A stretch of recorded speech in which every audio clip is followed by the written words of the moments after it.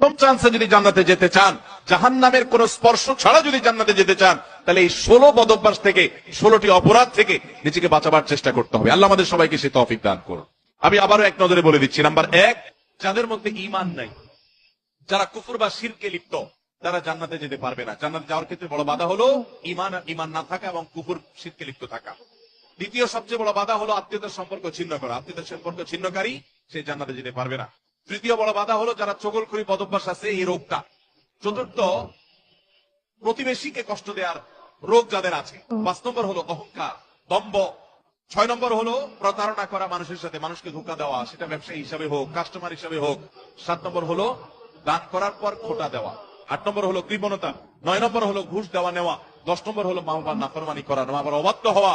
11 নম্বর হলো মাদক আসক্ত হওয়া। 12 নম্বর হলো হারাম উপার্জন দ্বারা, হারাম খাদ্য দ্বারা, পানীয় দ্বারা শরীর গঠন করা, সুদ, ঘুষ, দুর্নীতি। 2 নম্বর পথে উপার্জন করা।